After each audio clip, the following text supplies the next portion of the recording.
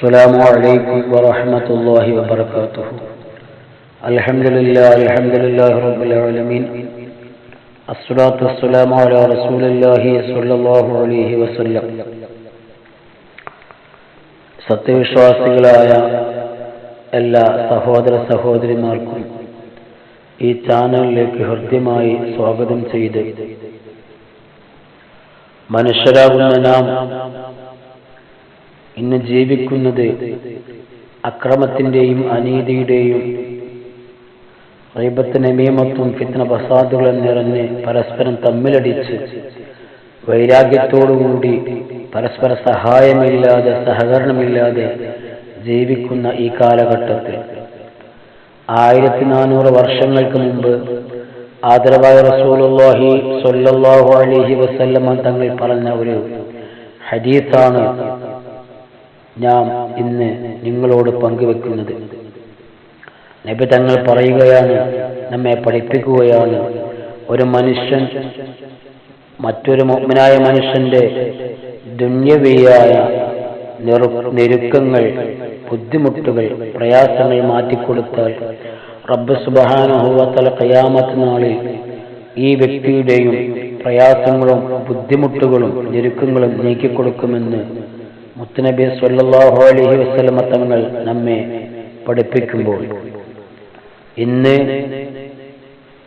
മറ്റുള്ളവരുടെ ന്യൂനതകൾ ചികഞ്ഞന്വേഷിച്ചുകൊണ്ട് സ്വന്തം ന്യൂനതകൾ മറച്ചുവെച്ച് സമൂഹത്തിനിടയിൽ ഫിത്നയും ഫസാദും ഉണ്ടാക്കി അവരെ തരം താഴ്ത്തി സന്തോഷവും ആനന്ദവും ഉൾക്കൊണ്ട് ജീവിക്കുന്ന, അല്ലെങ്കിൽ മറ്റുള്ളവരെ തരം താഴ്ത്തലിലൂടെ, പരിഹസിക്കലിലൂടെ, കുറ്റം പറയലിലൂടെ സന്തോഷം കണ്ടെത്തുന്ന മനുഷ്യർക്കിടയിലാണ് ഇന്ന് ഞാൻ നിലകൊള്ളുന്നതും ജീവിക്കുന്നതും.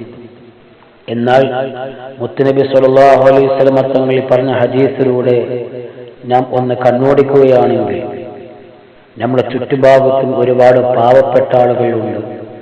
ഒരു നേരത്തെ അന്നത്തിന് വേണ്ടി, ഒരു നേരം കഴിക്കാനുള്ള ഭക്ഷണം കിട്ടാത്തതിന്റെ പേരിൽ, സാധനങ്ങൾ വാങ്ങിക്കാൻ പൈസ ഇല്ലാത്തതിന്റെ പേരിൽ, ഒരു നേരത്തെ മരുന്നിന് പോലും നിത്യമായി രോഗിയായി കിടക്കുന്ന മാതാപിതാക്കൾക്ക്, അല്ലെങ്കിൽ മക്കൾക്ക് വേണ്ടി, അല്ലെങ്കിൽ അവരുടെ കുടുംബത്തിൽ ആർക്കെങ്കിലും വേണ്ടി ഒരു നേരത്തെ മരുന്നിന് പോലും വകയില്ലാതെ ജീവിക്കുന്ന എത്രയോ മനുഷ്യർ നമ്മുടെ മുമ്പിലുണ്ട്. നമ്മുടെ വീടുകളിലൂടെ ഒക്കെ യാചനയായി വരുന്നതായി നമുക്ക് കാണാൻ സാധിക്കുന്നു. അതുകൊണ്ട് തന്നെ പണ്ഡിതന്മാർ അവർ കിതാബുകൾ രേഖപ്പെടുത്തുകയായി കാണാം, വഅഹ്സിനുൽ ഫഖറാഅ വൽ മസാകീൻ വൽ ഐതാം, നിങ്ങൾ ഫഖീറന്മാരോടും മിസ്കിന്മാരോടും യതീമുകളോടും നല്ല നിലയിൽ പ്രവർത്തിക്കുകയും നല്ല സ്വഭാവം കാണിക്കുകയും ചെയ്യണമെന്ന് നമ്മെ പഠിപ്പിക്കുന്നു. മറ്റൊരു ഭാഗത്ത് കാണാം, നിങ്ങൾ അയൽവാസികളോടും കുടുംബക്കാരോടും ബന്ധം പുലർത്തിക്കൊണ്ടേയിരിക്കണം, ബന്ധം പുലർത്തണമെന്ന്. ഇത് പറയാനുള്ള കാരണം, ഇന്ന് നമ്മുടെ ചുറ്റുഭാഗത്ത് താമസിക്കുന്ന എത്രയോ പാവങ്ങളുണ്ട്. അവരെ സഹായിക്കാൻ ആരുമുണ്ടാവില്ല. ചിലപ്പോൾ അവർ യതീമുകളായിരിക്കാം, അല്ലെങ്കിൽ മാതാപിതാക്കൾ ഉണ്ടാവാം, മക്കളും ഉണ്ടാവാം. ഒരു നേരത്തെ അന്നത്തിന് വകയില്ലാതെ ജോലിക്ക് പോവാൻ കൂടും കഴിയാത്ത ഒരവസ്ഥയിലായിരിക്കും അവരുടെ ജീവിതങ്ങൾ. അവരെല്ലാം കണ്ടെത്തി നാം അവർക്ക് വേണ്ട സേവനങ്ങൾ ചെയ്തു കൊടുക്കുമ്പോൾ, സൽക്കർമ്മങ്ങൾ ചെയ്തു കൊടുക്കുമ്പോൾ, അവരുടെ ദുന്യവിയായ ബുദ്ധിമുട്ടുകളും പ്രയാസങ്ങളും നീക്കി ഭക്ഷണം കൊണ്ടു കൊടുക്കുമ്പോൾ, അല്ലെങ്കിൽ ഭക്ഷണം മേടിക്കാനുള്ള കാശ് നമ്മളാൽ കഴിയുന്നത് കൊടുക്കുമ്പോൾ, അല്ലെങ്കിൽ ഒരു നേരത്തെ മരുന്നിന് വേണ്ടിയുള്ള കാശ് കൊടുക്കുമ്പോൾ, അവരുടെ ഞെരുക്കം നമ്മൾ നീക്കിക്കൊടുക്കുകയാണെങ്കിൽ, അവരെ ആരാണ് സഹായിച്ചത് എങ്കിൽ അല്ലാഹു സുബ്ഹാനഹു വ തആല ആ വ്യക്തിയെയും സഹായിക്കുമെന്ന് നാം മനസ്സിലാക്കണം. അയൽവാസികൾ എന്ന് പറഞ്ഞാൽ ഒരു മുഅ്മിനായ മനുഷ്യന്റെ 4 ഭാഗത്തുമുള്ള 40 വീട്ടുകാർ ഉൾപ്പെടുന്ന ഒരു പ്രദേശമാണ് അവരുടെ അയൽവാസികൾ എന്ന് പറയുന്നത്. പടിഞ്ഞാറ് ഭാഗത്ത് 40 വീട്, കിഴക്ക് ഭാഗത്ത് 40 വീട്, തെക്ക് ഭാഗത്തെയും വടക്ക് ഭാഗത്തെയും 40 വീടുകൾ, ഇങ്ങനെ 4 ഭാഗത്തുമുള്ള 40 വീടുകൾ ഉൾപ്പെടുന്നതാണ് ഇവരുടെ അയൽവാസികൾ.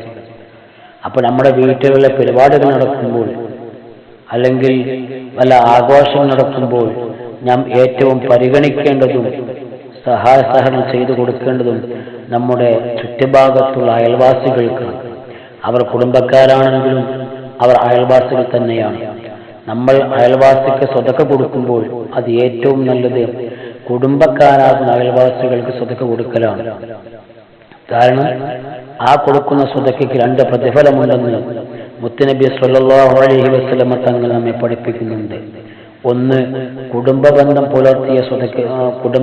പുലർത്തിയ കൂലിയും അതുപോലെ തന്നെ അവർക്ക് സ്വതക്ക നൽകി അവരെ സഹായിച്ചു എന്നതിന്റെ പ്രതിഫലവും ലഭിക്കുമെന്ന് മുത്തുനബി തങ്ങൾ സ്വല്ലല്ലാഹു അലൈഹി വസല്ലം നമ്മെ പഠിപ്പിക്കുന്നുണ്ട്. അതുപോലെ തന്നെയാണ് അയൽവാസികളുടെ കടമകളെടുത്ത് പരിശോധിച്ചാൽ ഏറ്റവും മർമ്മപ്രധാനമായി രേഖപ്പെടുത്തുന്നത്, നമ്മുടെ വീട്ടിലൊരു സാധനം വിൽക്കാനുണ്ടെങ്കിൽ അത് ആഭരണങ്ങളായാലും നല്ല കേടുപാട് കൂടാത്ത വിലമതിക്കുന്ന വസ്ത്രങ്ങൾ ആയാലും പാത്രങ്ങളായാലും നമ്മുടെ വീട്ടിൽ നിന്ന് എന്താണോ വിൽക്കാൻ മറ്റുള്ളവർക്ക് കൊടുക്കാൻ ഉദ്ദേശിക്കുന്നതെങ്കിൽ അതിനെപ്പറ്റി ആദ്യം നമ്മുടെ അയൽവാസികളോട് സംസാരിക്കുകയും എന്നിൽ ഇന്ന ആഭരണങ്ങൾ അല്ലെങ്കിൽ ഇന്ന വസ്തു എനിക്ക് വിൽക്കാനുണ്ട്, അത് നിങ്ങൾക്ക് ആവശ്യമുണ്ടോ എന്ന് അവരോട് ചോദിക്കുകയും ആവശ്യമുണ്ടെങ്കിൽ അവരോട് വാങ്ങാൻ കൽപ്പിക്കുകയും ചെയ്യുക.